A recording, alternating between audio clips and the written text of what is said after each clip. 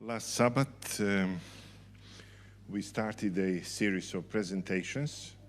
You probably know that there will be 3 parallel series.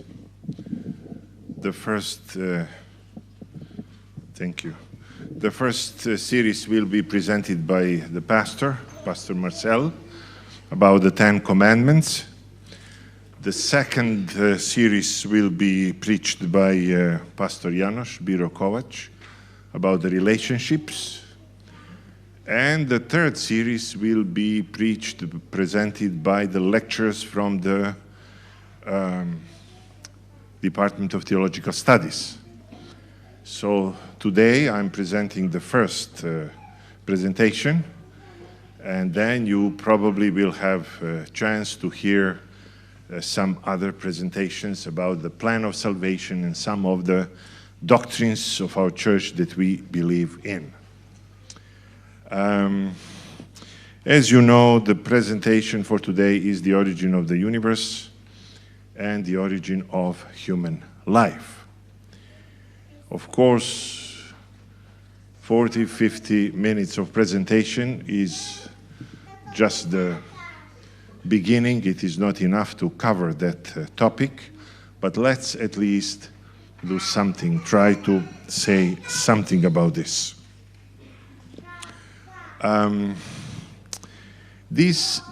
The origin of the universe and the origin of human life is closely connected with the question of the existence of God. And I firmly believe that the question of the existence of God is one of the key questions of human existence. No doubt about this. If there is God, everything is different.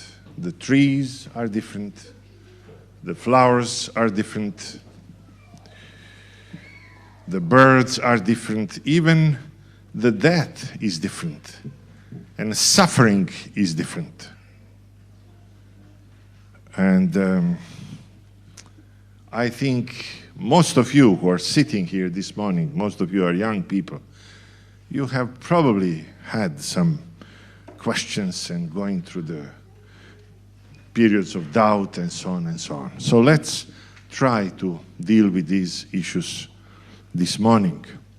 After the presentations last week that I had in the family service, one of men that I really like very much, and he's an academic, he's the pastor, but also he has PhD degree, and he's going through a difficult period. His health is frail, and there were many people surrounding me after the sermon. And then he came very timidly, and he just whispered into my ear. He said, "Can you please preach one sermon about the fear of death?" There are many voices coming to my people, coming and talking, but then I was deeply disturbed by these words. Can you please? I'm pastoring now for more than 35 and more years. I've never had such a request. Can you please preach the sermon about the fear of death? You know that in the epistle to the Hebrews, there is that term, fear of death. And the Bible offers the solution to that. But sooner or later, although you are young, you will be faced with the same issue. So if there is God, everything is probably different. Let me at the beginning mention a few harshest critiques of the existence of God in human history. The first one that I appreciate very much, this is Friedrich Nietzsche. Nietzsche has had very sharp mind, probably one of the sharpest. Sometimes when I read some of his works, I feel almost intimidated because I feel the depth of his thought and the ability to understand the things much better than I do. He was a deep believer when he was younger, but later he declared that God is dead.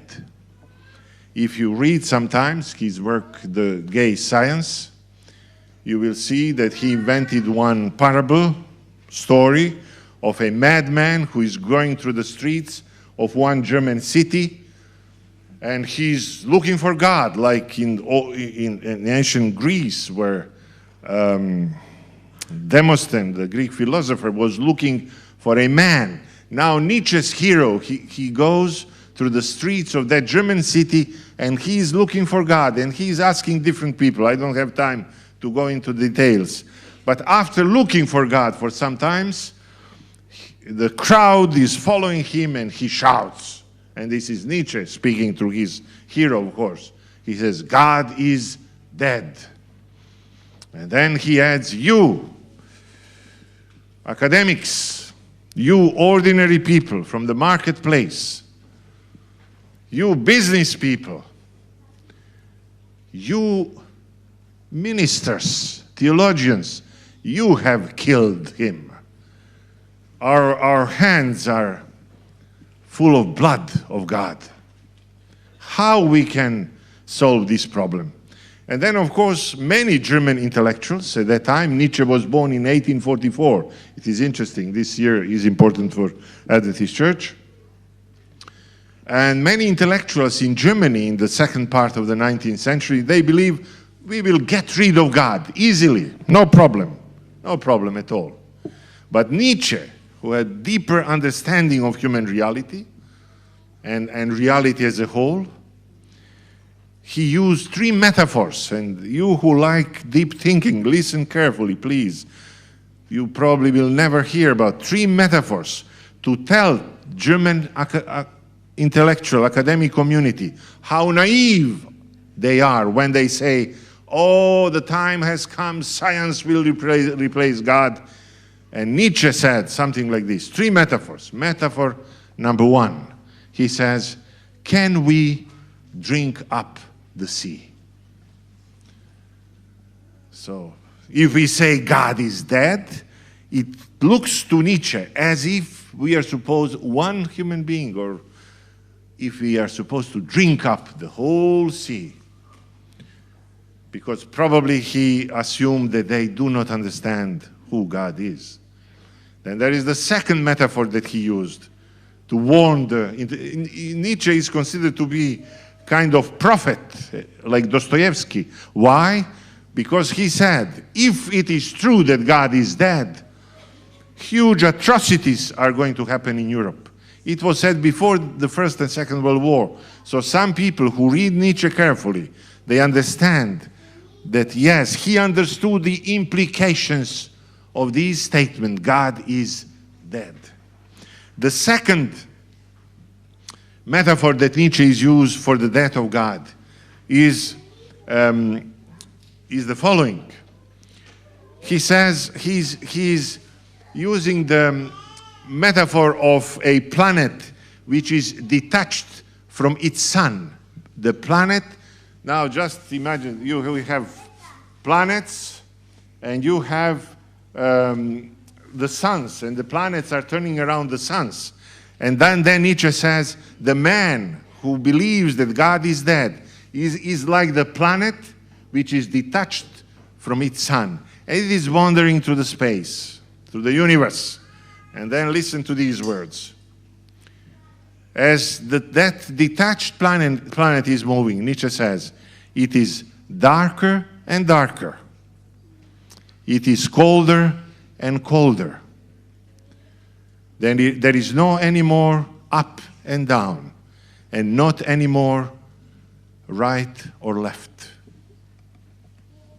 It is colder and colder. It is darker and darker. I experienced that experience. That's why I like this statement.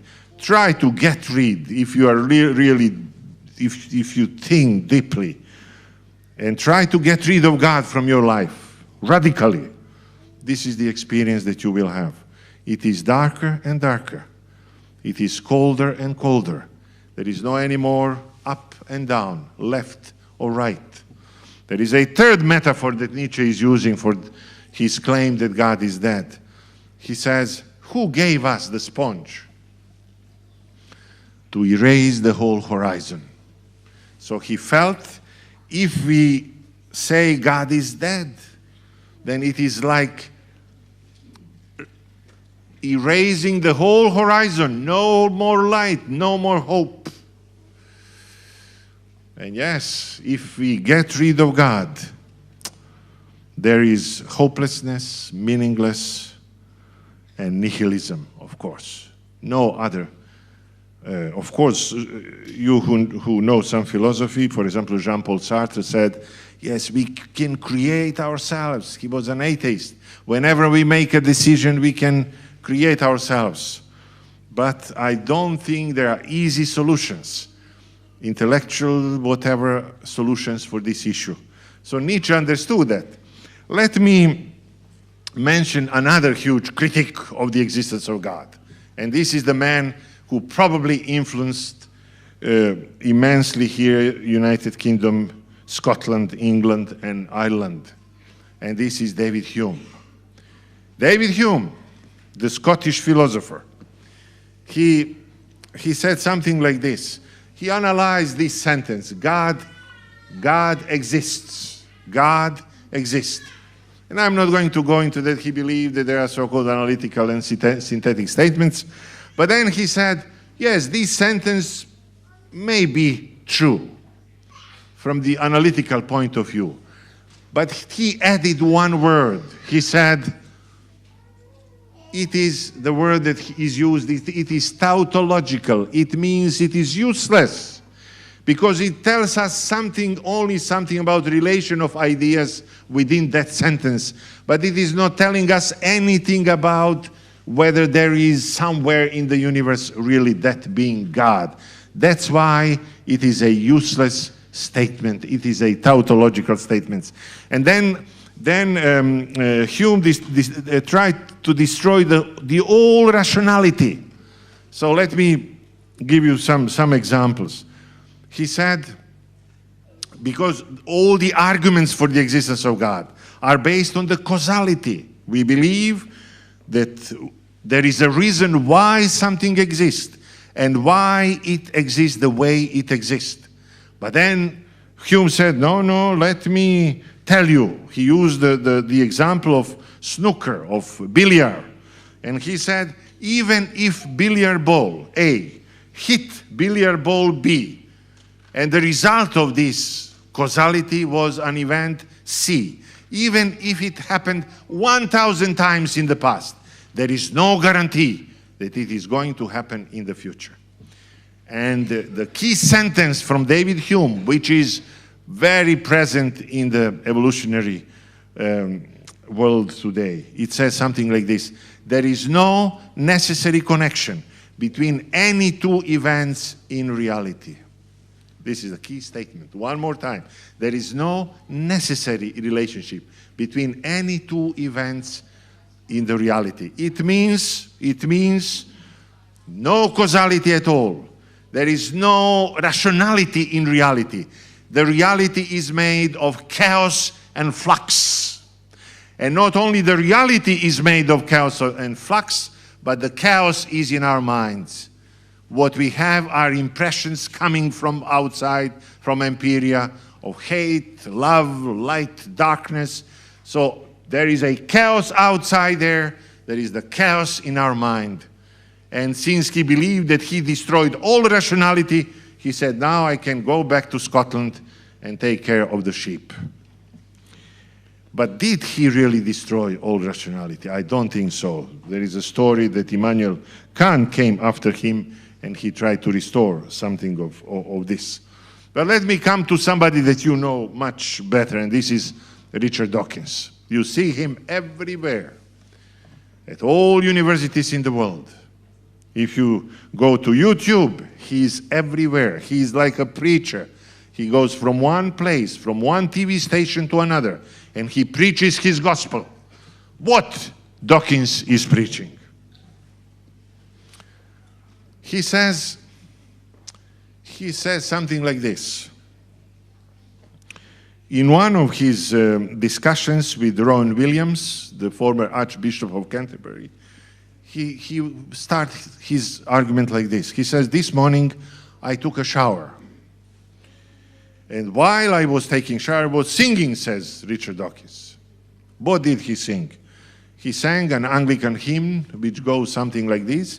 It is a thing most wonderful, almost too wonderful to be. So it is a thing most wonderful, almost too wonderful to be.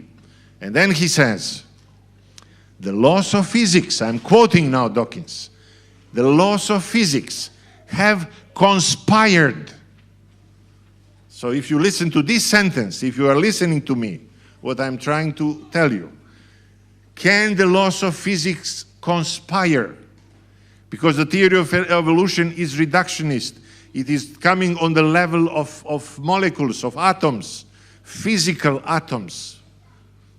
How the laws of physics can conspire? This is the question. Can the laws of physics really conspire? So the laws of physics have conspired to collide, he says, atoms.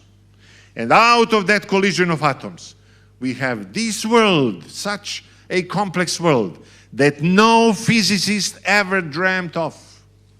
So he's acknowledging that no physicist ever would have dreamt of such a complex world. And he says, this is an illusion of design. We have kangaroos, we have dogs, we have plants, we have flowers.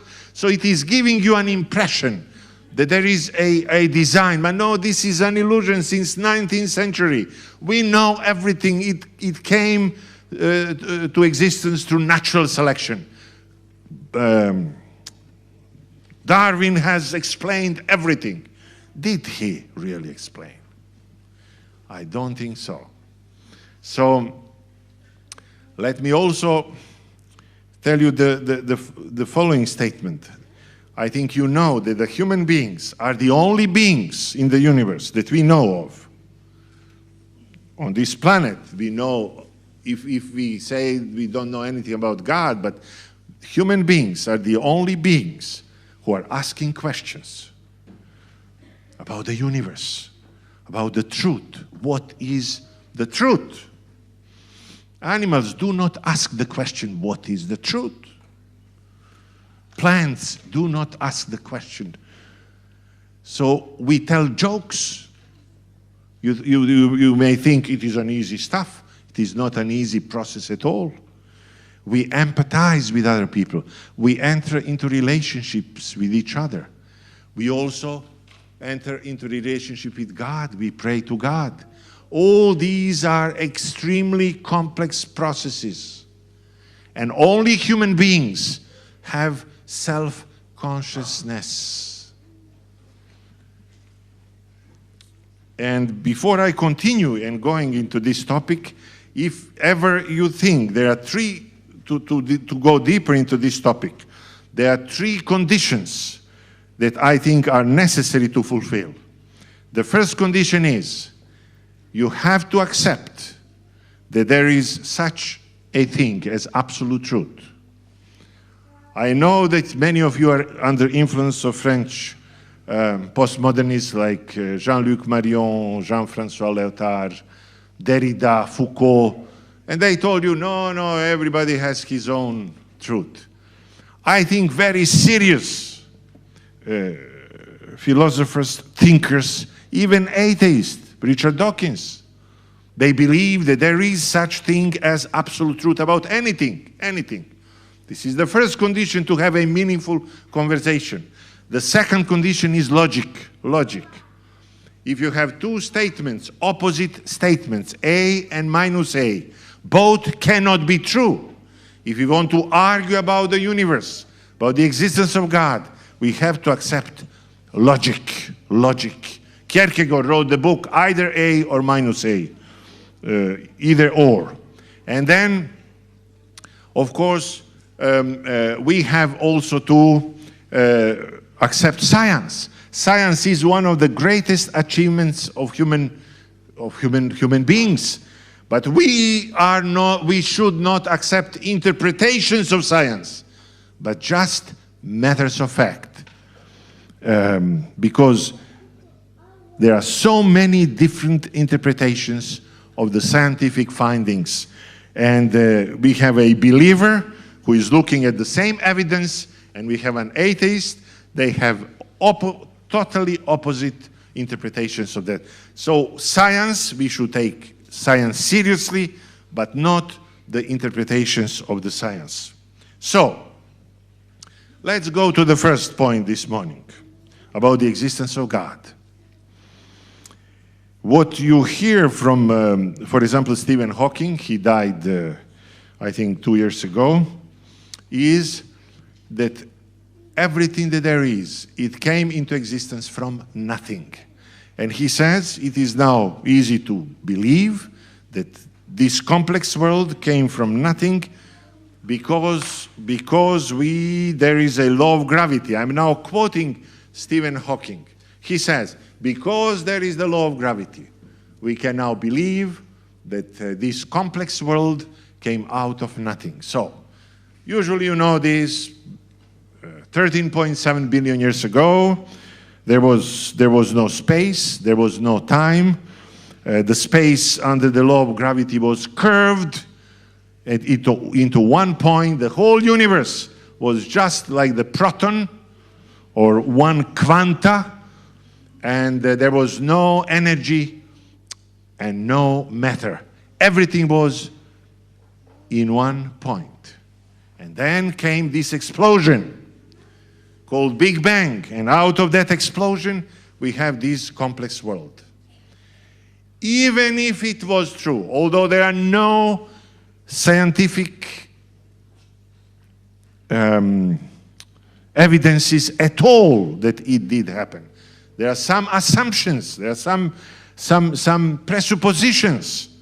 But even if it was true, according to the laws of physics that we know of, if that explosion happened, then the same amount of the positive and negative energy had to be produced. If it happened, then if there is the same amount of positive and negative energy, then they should come to zero, to nothing again. So serious scientists are saying the very fact that we exist as a civilization is a miracle. I read one scientist who says, what was that hand which graciously allowed us to exist? The very fact that we exist is the miracle. And it is believed that for centuries, it was believed that ex nihilo nihil, out of nothing can come only nothing. Or omne vivo ex vivo, only from something that is alive can come life. But we are now invited to believe that, yes, this complex world came out of nothing. Constants in the universe and so on and so on. We do not believe that this complex world could come out of nothing. The Bible also, and when you push them a little bit deeper and try to understand what is that nothing, then suddenly you discover that nothing is not nothing, but that is something. Because if you say, because of the law of gravity is not nothing, it is something, and so on and so on. And of course you may ask the question immediately, like Bertrand Russell, for example. Who created God? This is a long, but maybe I can use this one. So, in the 13th century, although Immanuel Kant, he believed that all arguments should not be seriously accepted, to this question, who created God, one of the smartest people in the history of Christianity, Thomas Aquinas, in the 13th century, he discussed this argument. Usually, this causality issue is explained by the chains.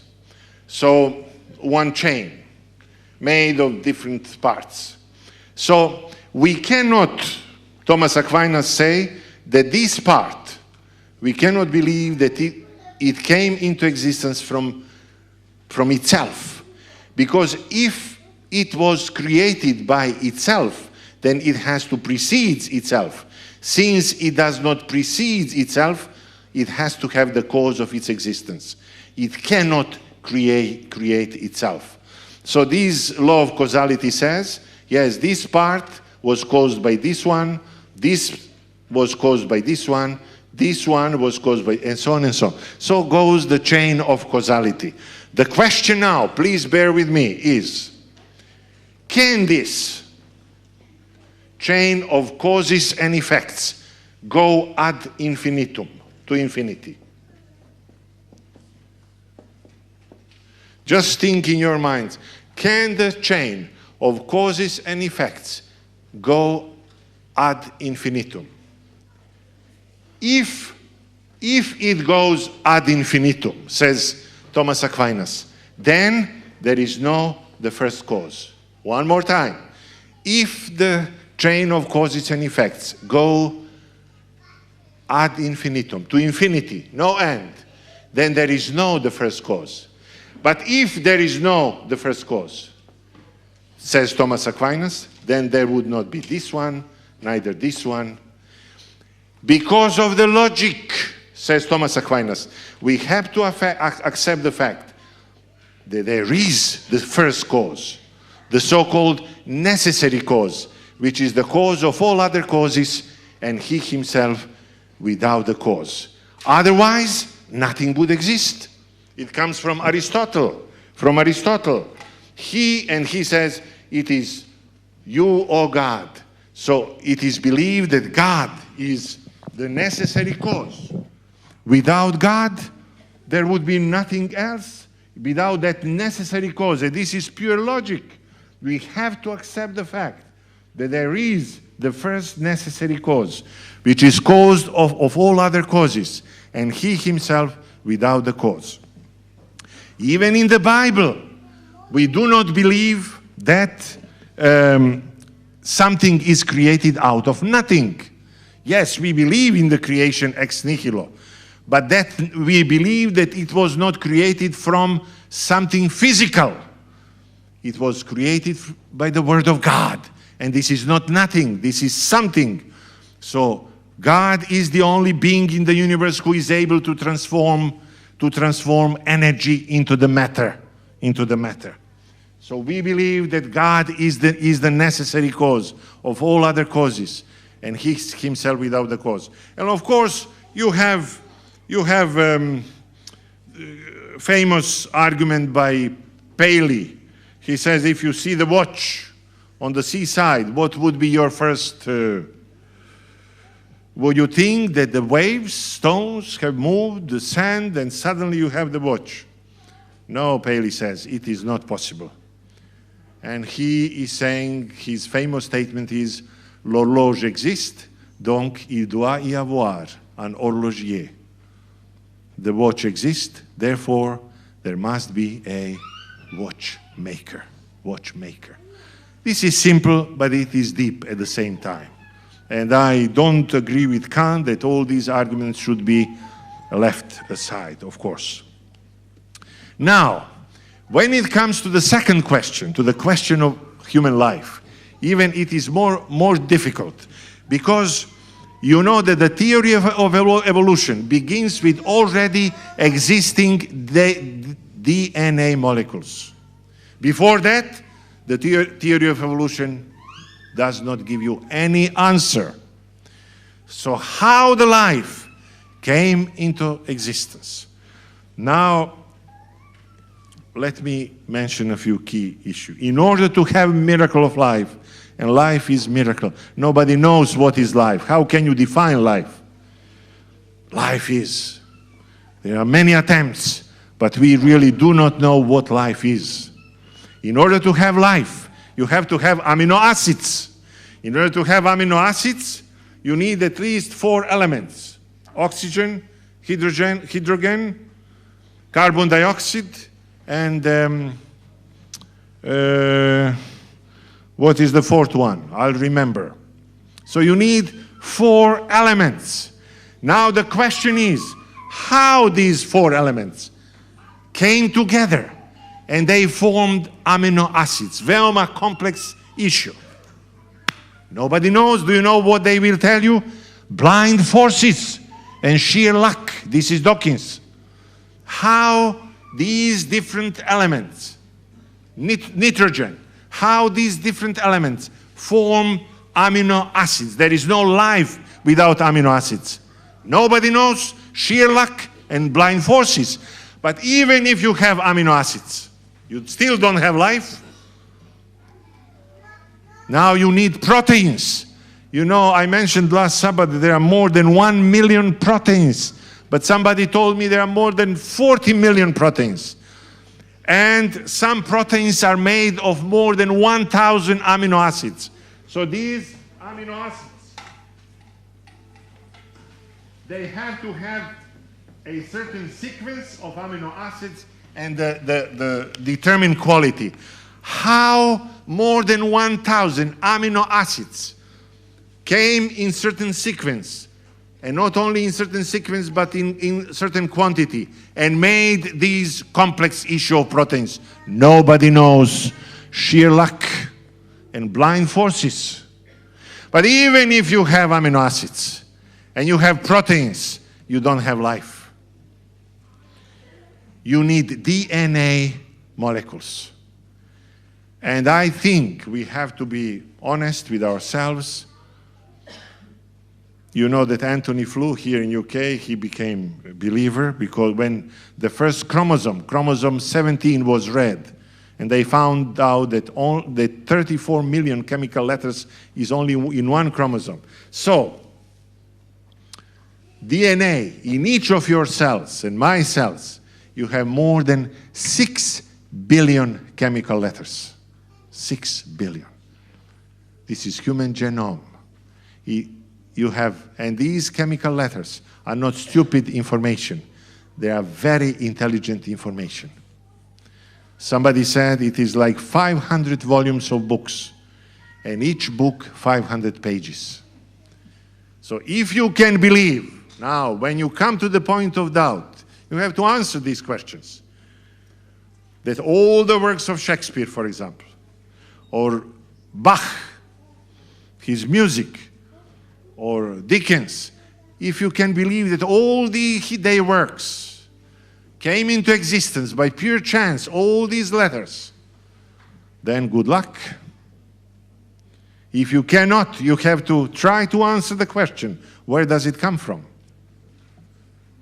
I think the discovery of the DNA, where you have all the information about human being, and you know DNA molecules are transmitting information to RNA and then to ribosomes outside of the nucleus. How is it you have 3D printers in each cell? Where does it come from, that complexity? And even if you have amino acids, even if you have proteins, even if you have DNA, you still don't have life. You need a membrane in order to have only one cell. Sheer luck, blind forces. Let me mention a few other elements that the literature is dealing with today when it comes to the origin of human life. And this is the question of consciousness. Have you ever thought about this? Consciousness. The theory of evolution is materialistic theory. It is reducing everything to the moving of atoms through the space. But where does the software come? Already René Descartes was asking this question. Where does the matter meet the spirit? How material produced spiritual thing? Nobody knows. Richard Dawkins says it is an illusion of, consciousness is an illusion. Rowan Williams says, if human consciousness is an illusion, what is not an illusion? If you give mirror to the monkey, he would not know that it is himself. Human beings are the only beings. We are questioning ourselves. We are aware that we exist. Self-awareness is, you cannot, evolutionists say it is a mistake. It is they don't need consciousness for the theory of evolution. Where does it come from? And even Descartes understood, if it came out of the matter, then how come that it is now controlling the matter? Mind, consciousness, human mind. It is beyond human brain. It is beyond human comprehension.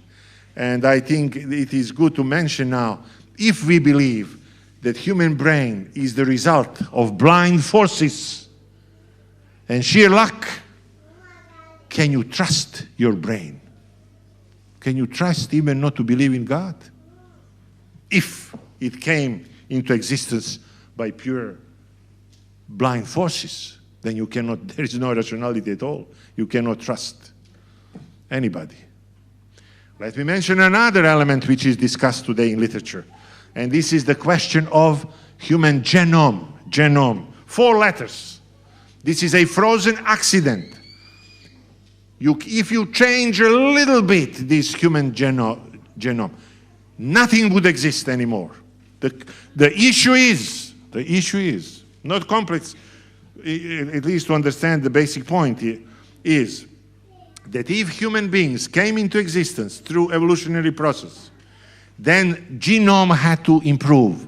But even today, we have the same genome made of 4 letters at the level of bacteria and human beings. We would expect that if life was improving, that we would become, the genome would become more complex. It is the same.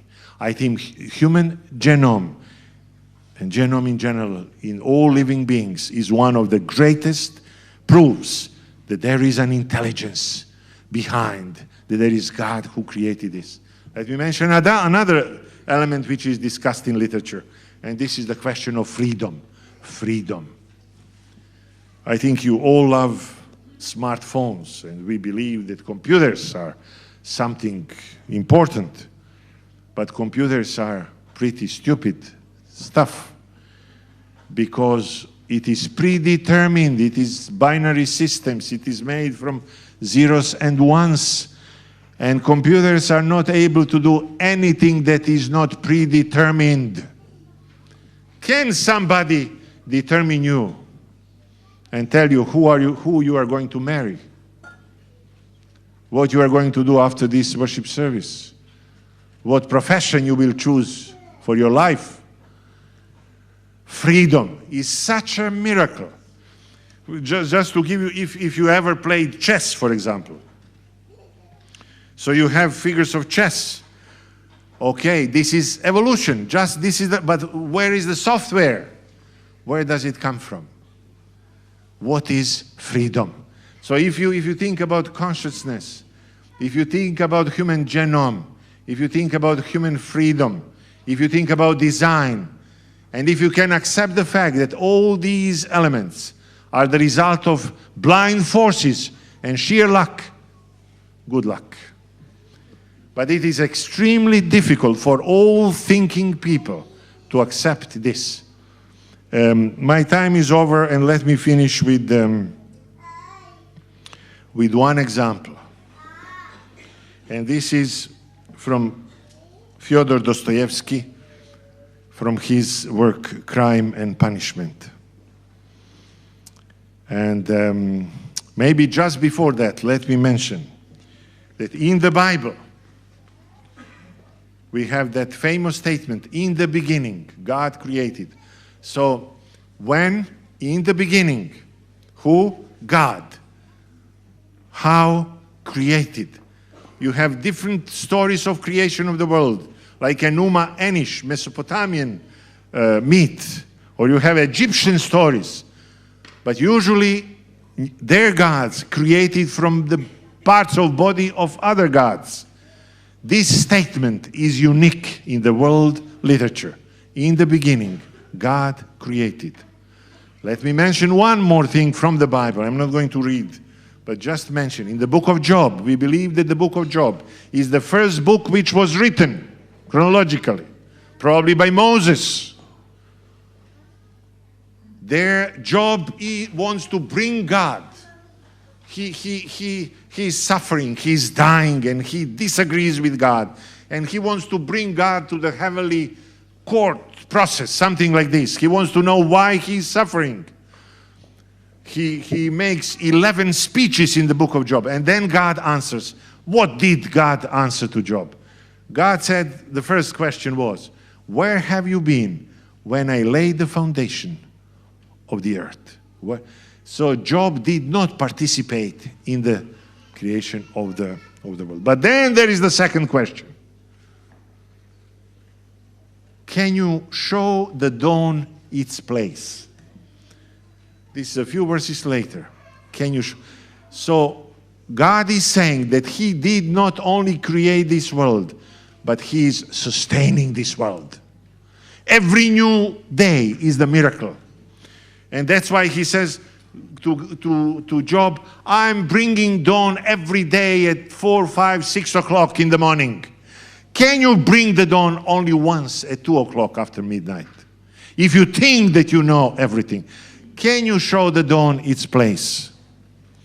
If you think only about the sun, the temperature on the we had seen last week some pictures of the surface of the sun. The temperature there is more around 6,000 Celsius on the surface. But in 1 second, sun burns millions of tons of hydrogen. In 1 second. Where does this all energy come from? Nobody knows. God did not only create the world, he sustains the world. And let me finish this biblical section from the verse that we read. This is Paul speaking in the epistle to the Hebrews. Listen what he says. You know the first part of this verse, but I'm not sure that you know the second one. Paul says, faith. This is the only definition of faith in the Bible. The only one. Faith is being sure of what we hope for. Okay? This we understand. Faith is being sure of what we hope for. This is the second coming. But then the second sentence says, and being certain of what we do not see. What is that we do not see?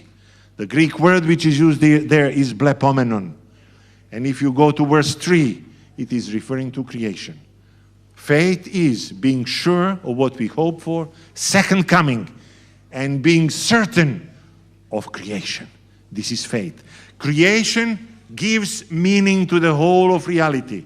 The existence of God gives meaning to the whole of reality. Let me come to Raskolnikov in The Crime and Punishment. Dostoevsky, in his Brothers Karamazov, he asks some of the most difficult questions ever asked by any human being. When the two brothers, Ivan and Alyosha, discuss these, and Dostoevsky is probably both. He believes and he does not believe. So who is Raskolnikov? This is another work. Raskolnikov is a young man in his 20s. He is the student of law in St. Petersburg. He's good looking. He has nice hair, brown hair, big brown eyes. He's taller than other people. And he thinks that he's probably smarter than most of the people he's dealing with. But he's very poor. What he eats on a daily basis is just bread. But there is one older lady who borrowed him money, and she's pushing him to give her money back to her. And he does not have any money.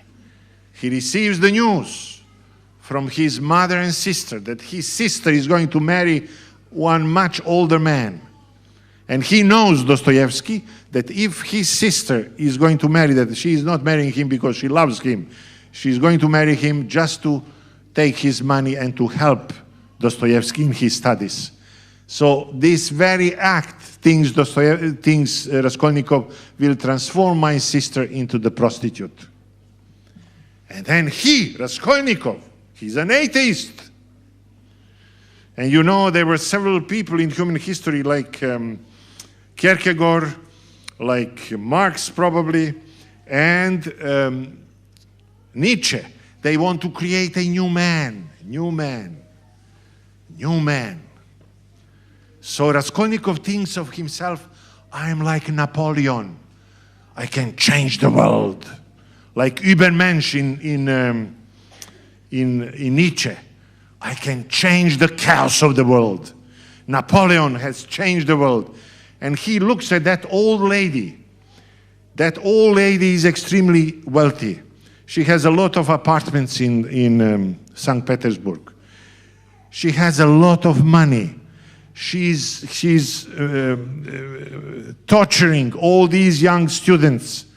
But she doesn't know how to use the money for herself also. She has a niece, and she is also torturing her niece. So she's not good for herself, she's not good for her relatives, and she's not good for anybody. And Raskolnikov thinks, that lady does not deserve to live. And the only reason why I'm not ready to kill her, because I'm a coward. But I don't believe that there is a moral structure in the universe. There is moral hierarchy. That there is God. Since I don't believe, why should I restrain myself from not killing this lady? I want to create different world, new world. And after wrestling and thinking, he decides to kill this lady.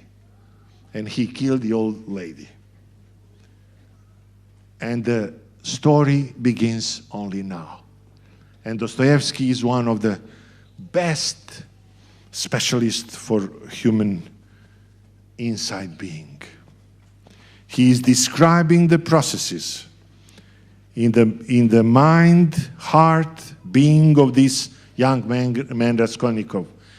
Instead of being happy for breaking the moral structures of the universe, then the real war starts within him. And then comes consciousness. He does not know what is consciousness. But then it is hurting. It is hurting. It is hurting more and more. It is painful. He is going to explode. He is not anymore interested in anything. He wants to die. And then he acknowledges that he killed the old lady. And he is taken to Siberia. And even before he meets his girlfriend, Sonia, Sonia decides to go with him to Siberia. One old lady gave him the copy of the New Testament before he board that train. In Siberia, he only has that copy of the New Testament. And he falls in love with Jesus. He said something strange. He said, and if you didn't understand, I'm teaching philosophy here for years, and let me tell you, I read the harshest critics of Christianity, but very rarely, almost never, you find the criticism of Jesus. Jesus is the unique person. If you compare him with Buddha, with Muhammad, for example, Jesus is a very special person, really special. This is not just one saying. And Dostoevsky said something like this: even if the truth is outside of Jesus, I'll stay with Jesus rather than with the truth.